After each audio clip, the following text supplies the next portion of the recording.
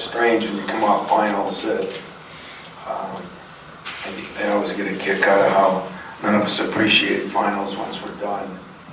We don't really think back to how difficult it is, but going back to our game against Oakland and coming off those finals, I thought we were very good defensively.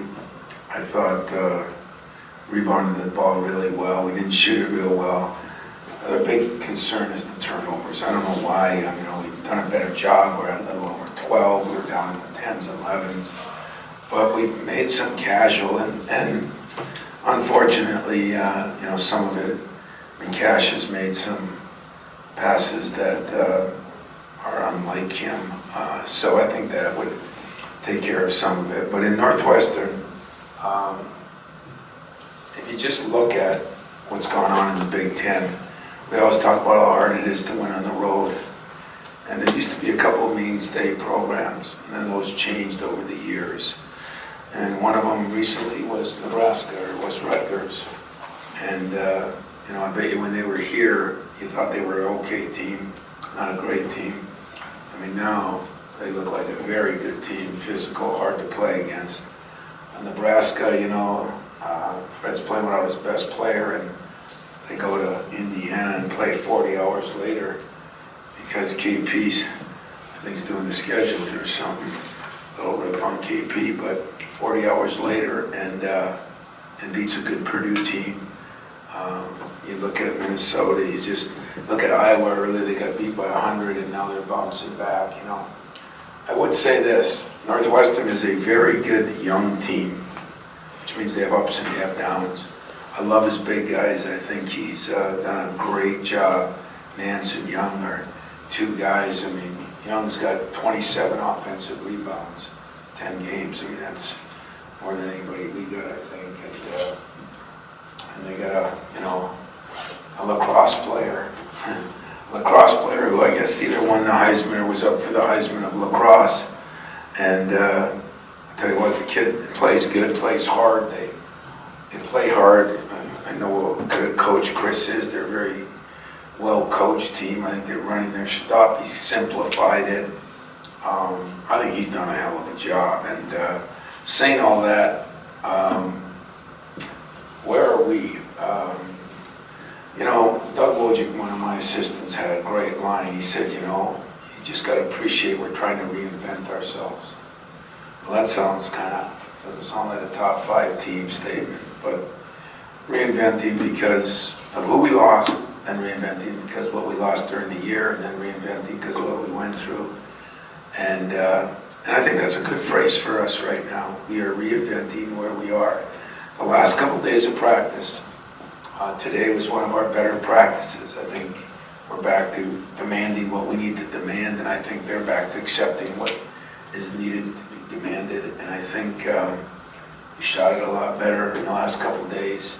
I'm not saying we're back to anything normal. I'd say we're making progress in this reinvention part of our career. Rocket continues to make some progress. It's been slow because we just don't want to do anything that would damage, prolong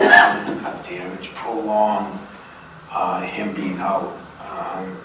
So right now, it's a big question mark for Wednesday.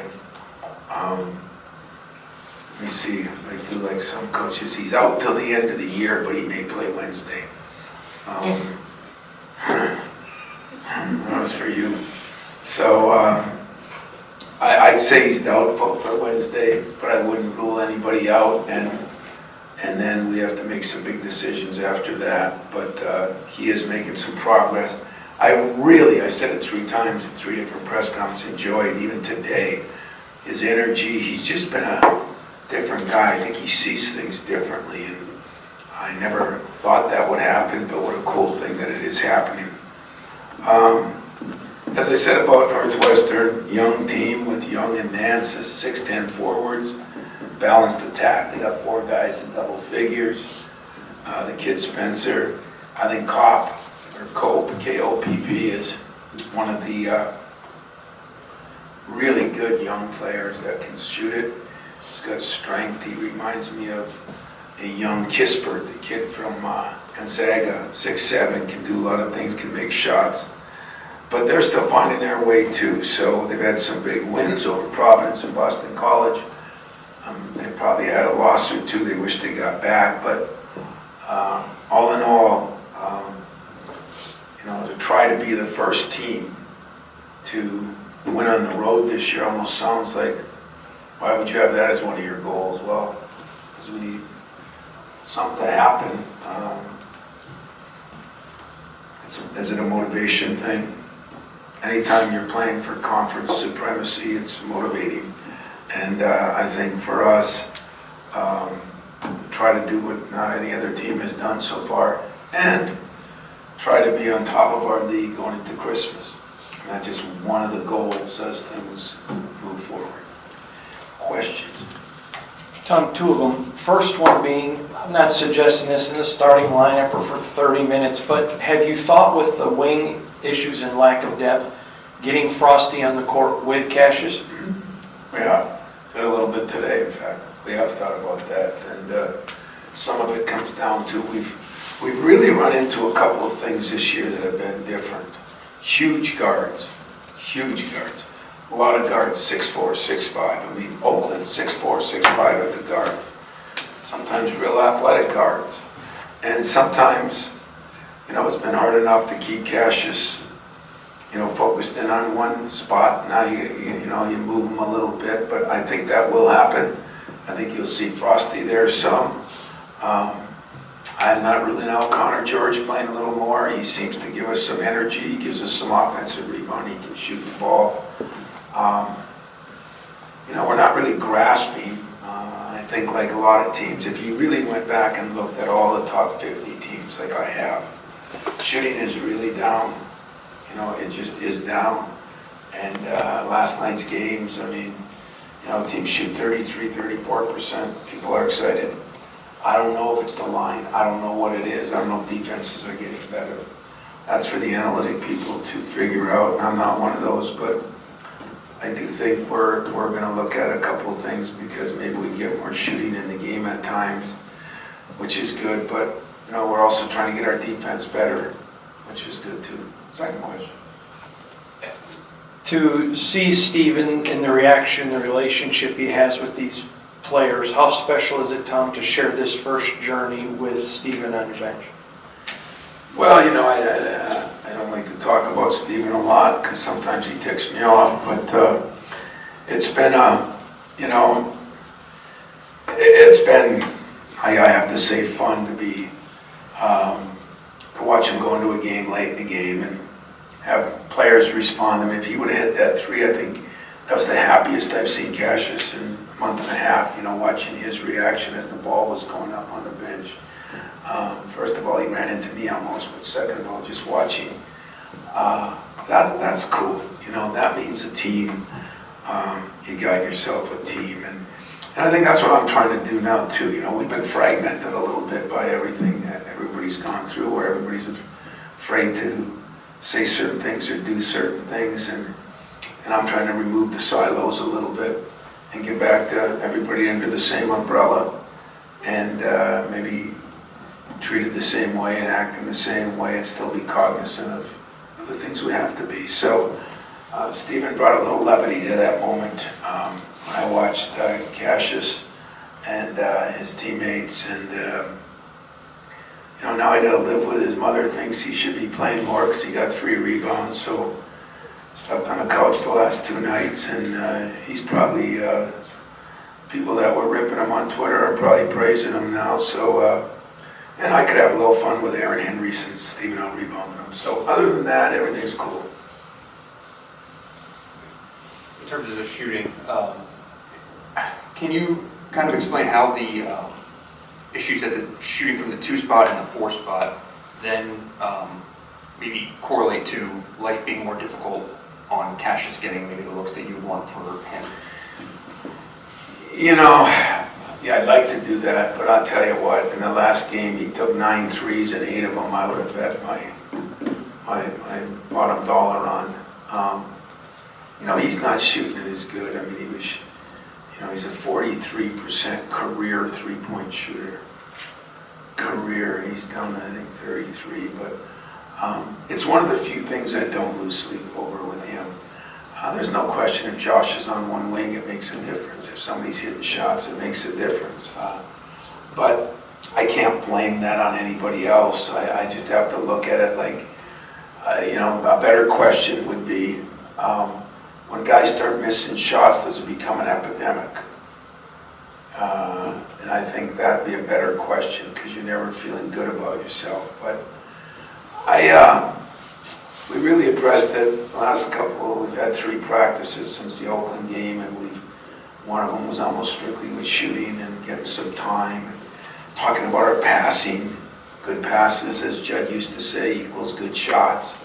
Sometimes the passes are high or low or right or left. And that's one of the things, by the way, I thought Northwestern was one of the best passing teams I watched on film. So I thought we have to do a little bit better job passing the ball. But, maybe early on, Cash had to take a few shots, shot clock, and that's understandable. But when he misses dead net shots, again, it just, in a little shooter slump. I mean, John Smoltz one time couldn't throw strikes, and I'm sure that Mickey Mantle back in the day when I was growing up, couldn't hit home runs. I mean, everybody goes through a little stretch. One thing I would say too is you're seeing a lot of teams that started fast, and what we did and why you reinvent yourself and why every year you do, but why Christmas is so important usually is you play some tough teams, you find out where you are, you correct the things that you can correct. Now for us, there's been 1 or 2 things that have been hard to correct for obvious reasons. And so time heals some of those, and we just try to knock down shooters. And Cassius is a knockdown shooter that will shoot that way before we're done. I don't worry about that. Well, that Kyle's obviously a guy that can be that type of player at times. And I guess, is there a way to kind of manage his minutes for the big games, or is it more feel based on how he's doing? I'll be honest on that. I'm not managing minutes. I'm not into time management.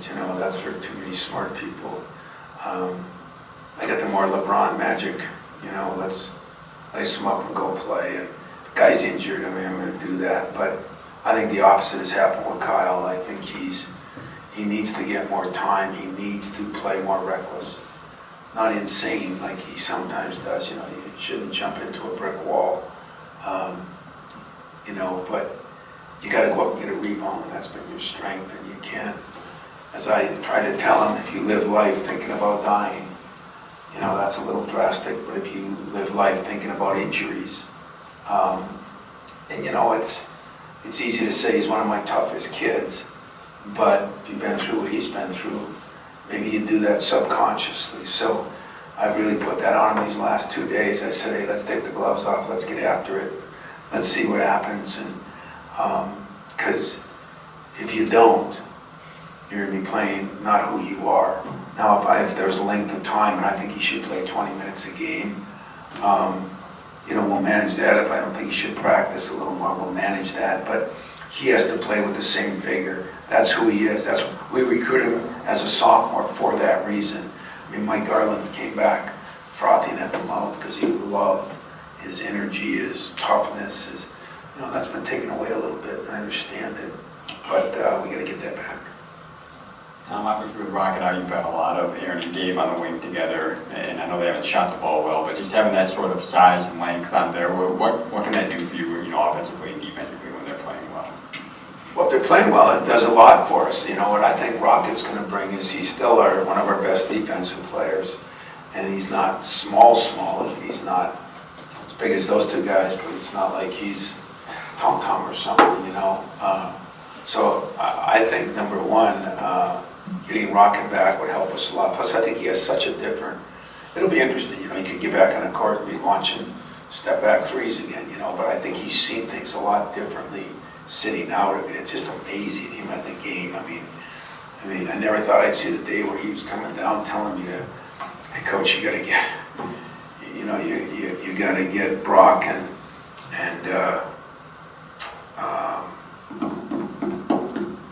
Jack, thanks, in the game, and you gotta get Steven in the game. You know, he was so into the game. He was so huddles. He was into it. I mean, I see a whole different Rocket than the one before he was injured. Now, what that'll mean when you get on the court, I don't know. But he's done everything we've asked on his workouts. He's in there grinding it on non-weight bearing stuff with the bike and the Versa climber sitting on it. Those things are not any fun. So I'm looking forward to getting him back. But in the meantime, it's given me a chance to play those two guys together. And there's a little confusion on lane running and things like that. But I think that I'm hoping that Gabe's given us one thing. He goes to that offensive glass every time. I'm hoping that Aaron will, through osmosis, being out there with him, maybe we'll pick up some of that. Northwestern goes, I think, about 33% zone defense. How do you feel about your zone offense at this stage? You know what? I'm never worried about our zone offense, and I've had good teams, I've had bad teams shooting the ball. I've always looked at it like they want to zone us, go ahead and zone us. We're going to hear you on the offensive glass. We're going to get you. It's one way or another. Plus, I think we have some good stuff that we run that gets you some open looks. And at the end of the day, you got to make shots. But they'll do what they do best, and we're going to do what we do best. And I don't sit here and worry if a team zones us. I can promise you that. But I agree, they'll play probably maybe 30% zone. Maybe they'll play more, maybe they'll play less against us. The problem is if you're a good rebounding team, and we just rebounded the ball pretty well in the last game, and that's a worry when you zone. If you're a good shooting team, it goes the other way. So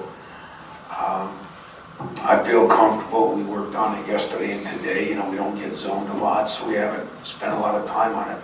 So we have spent a lot of time in practice. There'll be no surprises when we get there, no matter what they play.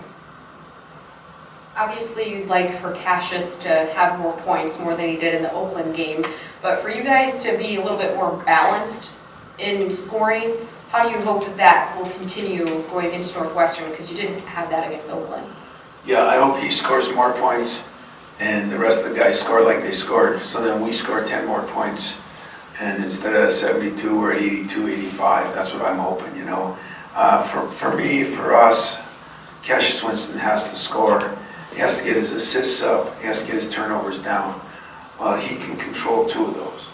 He can get his turnovers down, and he can get his scoring up some as he shoots it better, does things like that. The assist bothers me because I'm trying to teach him how to be selfish.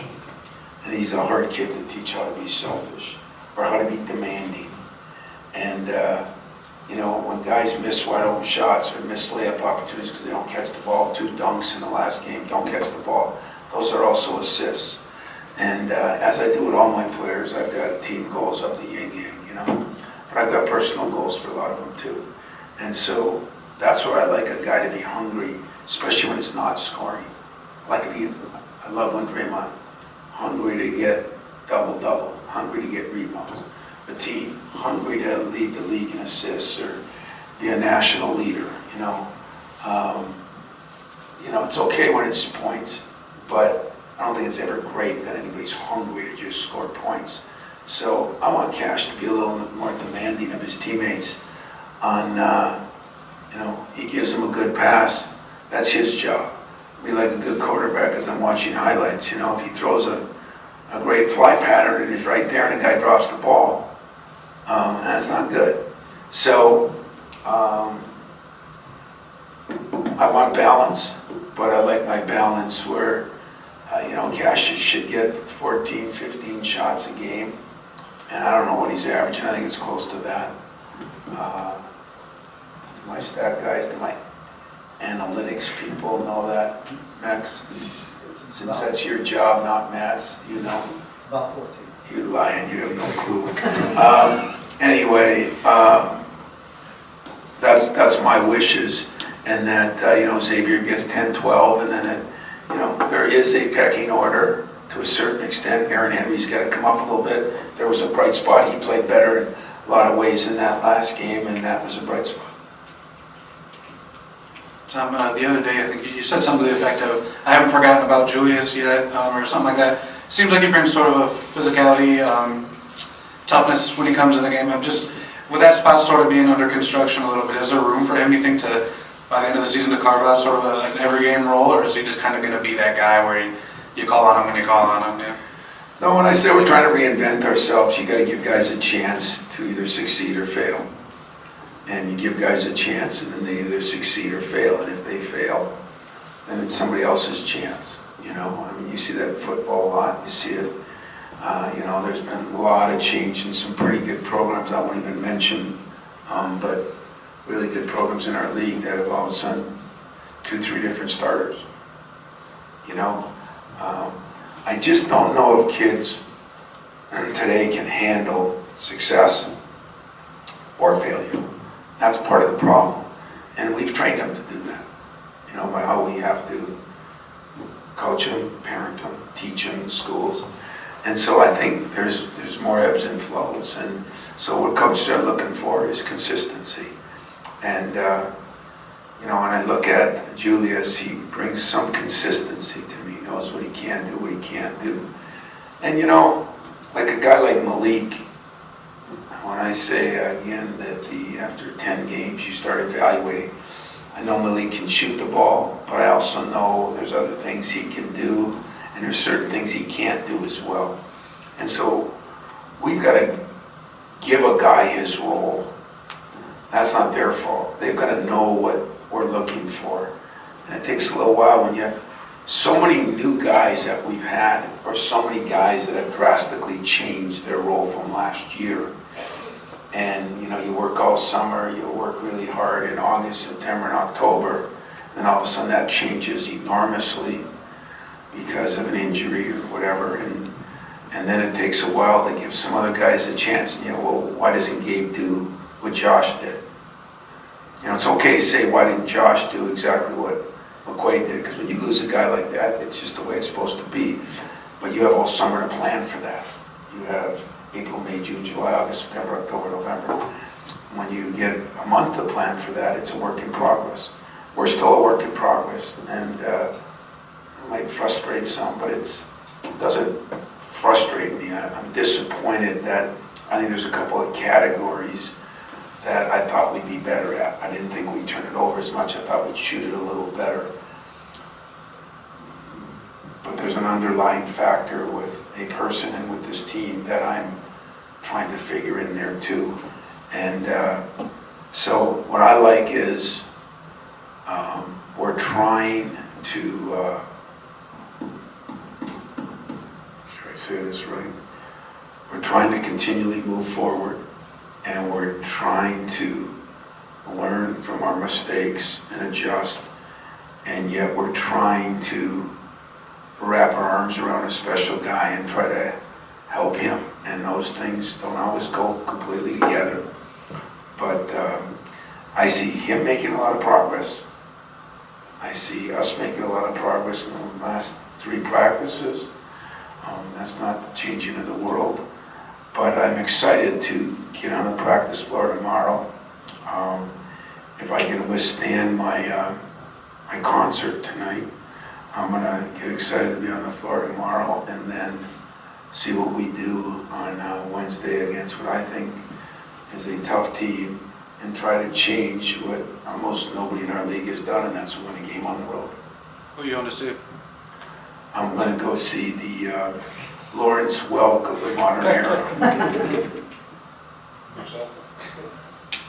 All right, because actually I wanted to ask you about that. How do you practice for this, and where in the world did you pick up the accordion, and how did it become a thing? Well, I was 12 years old. My mother wanted me to play the piano. And I just thought it didn't look real masculine for a guy that just got back from 5th grade football practice to go play the piano. Because I was young and dumb and not very worldly up there. And so my Italian grandfather had one of those concertinas, you know, that.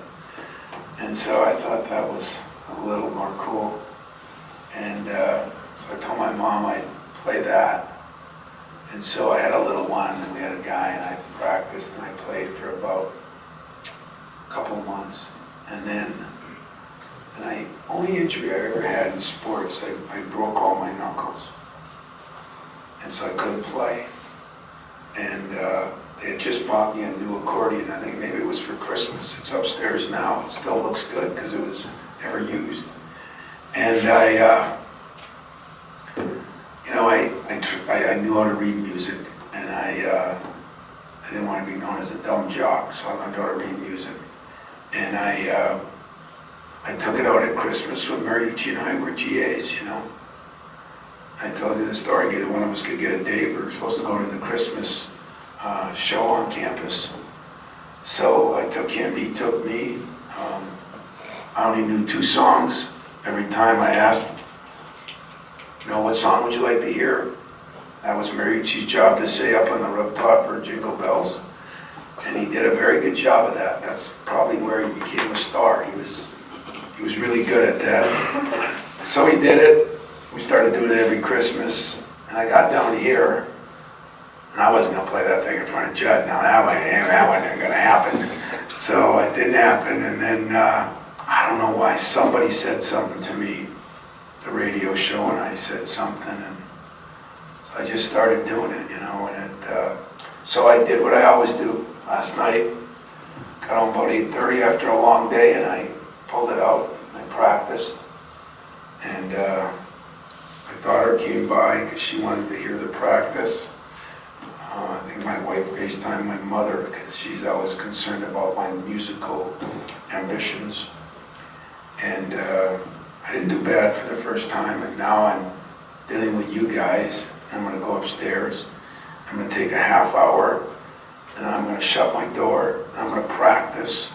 Because one year I went in just kind of really cold, and I'm always bad, but I was freaking awful. And that was embarrassing. So now I'll practice enough to just be bad. Hopefully my guys sing bad enough that it's worse, and everybody can laugh, and I can laugh at myself, put it away for another year. It's a good deal. Why don't you FaceTime Mariucci then? You know what? I'm going to call him when I get out of here. And I'm going to tell Mooch, tonight at 7 o'clock my time, 4 o'clock your time, which, because he's got that media job, he's probably just getting out of bed out there. And I'm going to tell him that I want him to listen and remember back 40 years ago when he was kind of on my shoulder with a tin can, and we were trying to raise enough money to go eat that night. So I'm going to do that tonight. That's a very good suggestion. I have one more question though, other than All right, that. what do you got? I'm just curious if you could just, what do you attribute to the conference road record to? In terms of teams, every I really think there's a couple of issues. I think the league is really good, but I think we've added some more good coaches. I mean, Fred Hoiberg, he did an unbelievable job at Iowa State, and he's an NBA coach. And now he's got Northwestern without their best player, and they're playing well. I mean, it wasn't a fluke. I mean, they could have, should have beat Indiana. I think that's one thing. I think there is more parity. We've got, everybody is, hell, we had the Heisman in three transfers, and everybody's got different players. I think that's one reason. And I think that it's harder for players to stay focused on the task that they have. And if you don't take someone seriously, you're going to get beat. And then probably the fourth one, if I really looked at it, how many of those games should have gone the other way? I don't know that offhand, like we automatically think Maryland should beat Penn State. I'm not sure that's the case. So how many of those kind of games? Last night, if I was betting, I would have probably bet on Purdue. If I was betting, I don't know, the Ohio State thing and Minnesota's, I haven't really gotten a chance. That's one team I haven't seen enough of. But if you look at our league right now, when Maryland came in, very good coach. When Archie's done a great job at Ohio State. Over the years, John had done a good job, and Juwan will do a good job there. When you look at Nebraska, And that was, you know, that was a lower level team, and I don't think he thinks they're ready for compete for a Big Ten championship. But I think what good coaches do is they get players to play above their level. So some of it was probably in the scheduling. Some of it is probably because people better learn that we say all the time, playing in the Big Ten. Now, if there's one thing we say in recruiting, you're going to play in, I watched that game in Nebraska last night, packed house, big crowd, you know.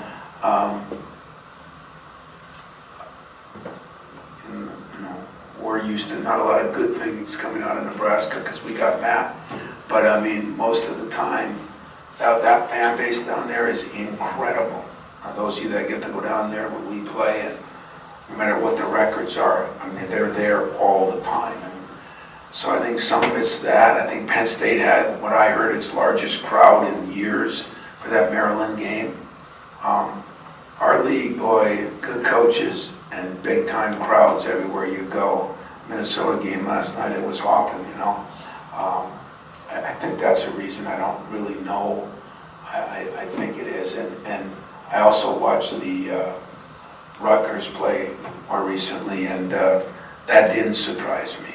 I thought they were damn good when they were here and tough. And the RAC, I've been there when it's really hopping. And I think it's getting back to that, so give Steve credit there. So I think those additions of a couple of great coaches, I think the addition of scheduling has probably got a little bit, and I say that here, Fred has the worst of all of us. He has a 40-hour prep and turned it around. So, sounds like I'm like you guys. I really don't know what the hell I'm talking about. I'm just grasping for straws because I've never seen this. Has there ever been this? Not through 2 games. So just think about that. How cool. Early, do you tell the young guys that they're going to have to perform at this concert tonight? Rocket's scared to death, you know, he really is. I might even make him do a solo. Hopefully it's solo, nobody hears him, but anyway, he's, those freshmen, they really don't know what they're in for, you know. And I said, maybe we'll have the freshmen just do it by themselves, and then they reminded me we started that tradition. And Cash said, oh, no, they're going to do that. So they know it. I got my guy running off the music because I know half of them don't know all the words. So I'm making them learn the words to the song, and then they'll get there tonight. And that's the problem for me is, it's not that I'm that bad of a player. I'm not great, but I'm better than. But they screw up the music and the notes, and they don't stay in sync. And then because of that, I look bad. But I think it's like everything else. Things don't go right, blame the head coach. So I'm sitting up there, and I'll take the blame, even though their voices aren't very good. If they can just remember the words, I think I have a chance tonight. Anything else, guys? Got some musical guys that they came before. I've had a couple guys that are, you know, musically inclined. I might try to see if those guys can, maybe the mistake I'm making is I probably should get with somebody really talented and, you know, Eminem or Jay-Z and try to make it a rap Christmas song, and maybe I could get those guys to do a little better job. If I could play it a little bit better and they could sing it a little bit better, maybe we could really have a hell of a time making some fun. But I don't know, it's one of the things I've done that I dread every year. I really do, because I don't want to embarrass myself.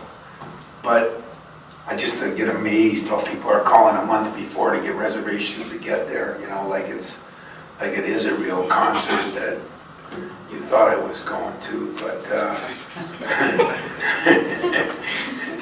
I don't know if I've been to a concert in my life, if you want the truth, so this one's a little different. But I think you're going to see, as I said, that the league, I don't know, what do you guys think? Instead of having a round table, let's have it here.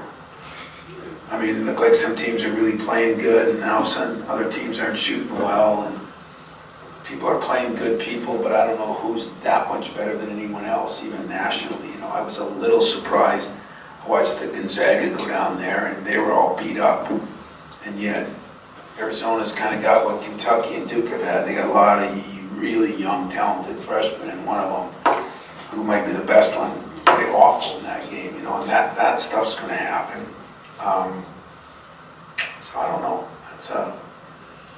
It's going to leave for anybody that doesn't think there's only a few teams out there. I mean, who has won this week? Was it Kansas? Some said it could have been Ohio State. Some said it could be Gonzaga, but is it Kansas? I think it's KP. Yeah. Kansas in the AP and Ohio State in the net. Who's in the net? Ohio State's 1 in the net. All right. Your war 29. Jim Van was right. No sense in scheduling. But that's good. That's good. But which one are we going by? AP? I don't trust the writers. Coaches? These coaches, somebody wrong responsive coaches. Who trusts the net? Who trusts the NCAA? It's their way to justify the tournament series. Nothing else? You guys have your chance to shoot at me here a little bit. In front of God and everybody. That's record game deal. Like how quickly they blitz them early. That's Yeah, I didn't see the a big beginning of that Redstone game, but were they up 18-0 or 14-0 or something? Rutgers, I'm telling you guys, Rutgers is pretty good. And they got strength, they got size. That Johnson kid is a good player, you know. And Steve's a damn good coach. I said it that night, I'll say it again. He's a very good coach. So there's not a lot of preparation for games and a 20-game schedule. And there's so many things that change in the 20 games. Now everybody's playing better competition early. Three-point line gets moved back.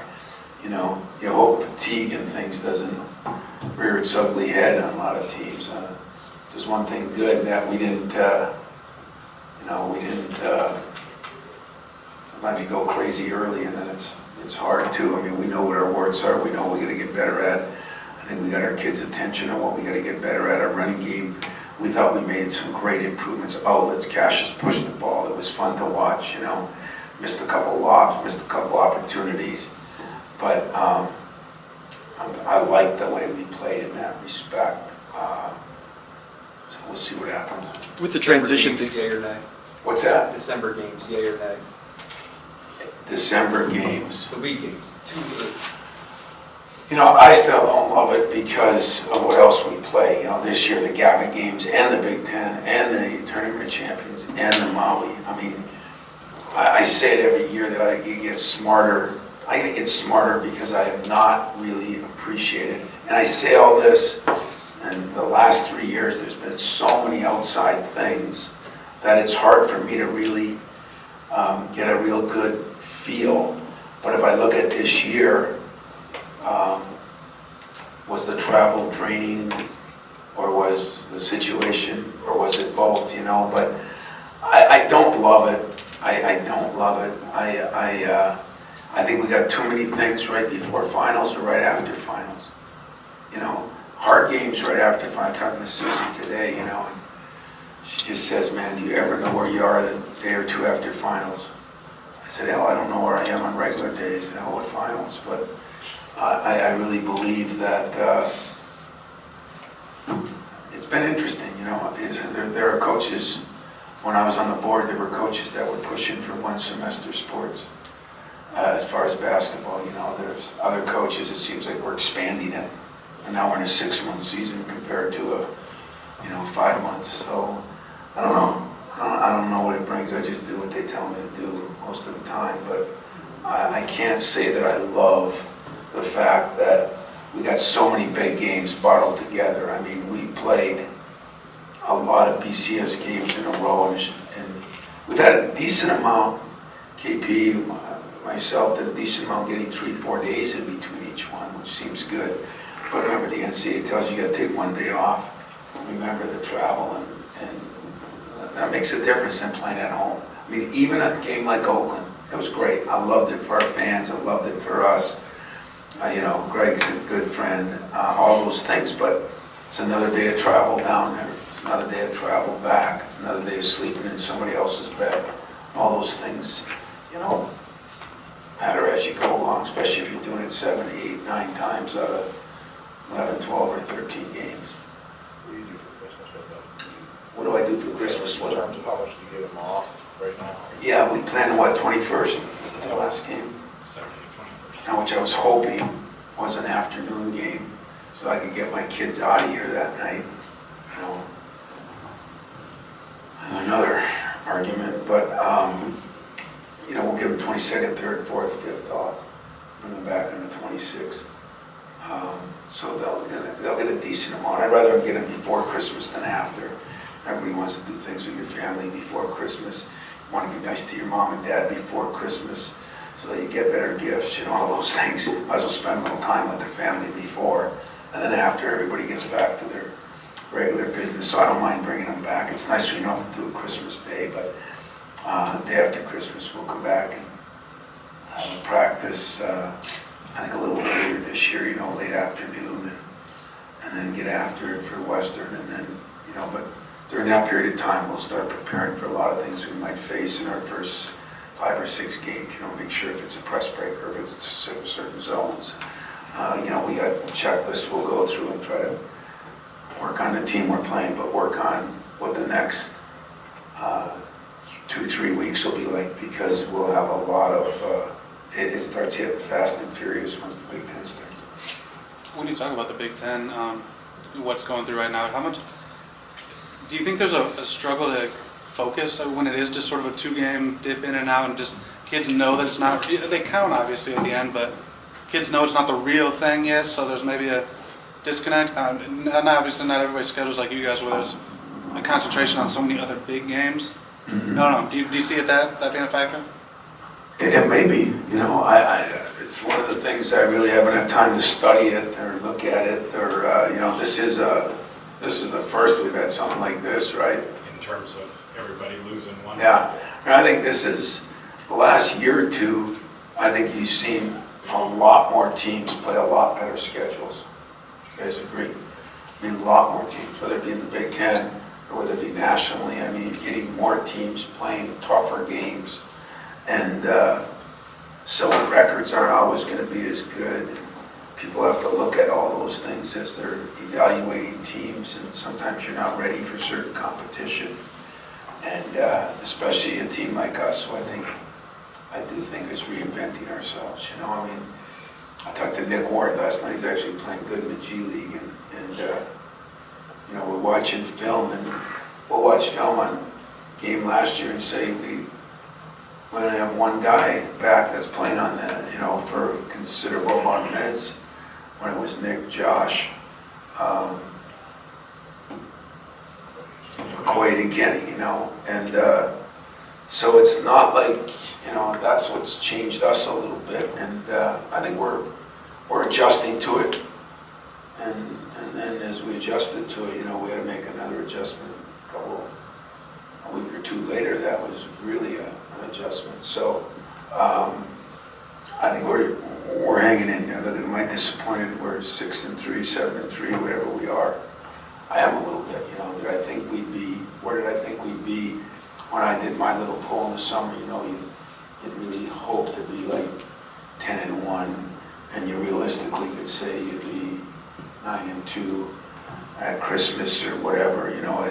On your wish list on this side, on your negative wish list, you probably hope to be 7-4, 8-4, whatever it is, and that's what coaches do. They look at it, what's the best case, what's the worst case scenario, what can you live with either way. So we're not far from where we thought we'd be in a way.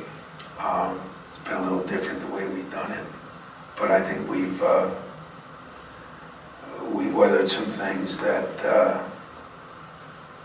I think would have KO'd a lot of people, and I give a lot of credit to those players for dealing with it, and dealing with all the things they've been thrown at, and I think we'll get better. But boy, you don't get many off days in this league right now. It used to be there were 3-4 teams, and what you said is, hey, you can't afford to play bad against this team and still win. But if you could just play good, decent, now it's, you better be playing your 90% A game, or you're probably not winning. Because I think more people believe they can beat you too. I think everybody thinks they can beat everybody. You know, you look at those guys from Minnesota, you look at the interviews after. Wasn't any big surprise for them. Everybody thinks they can beat everybody because it's kind of improved. Good enough? All right, gang.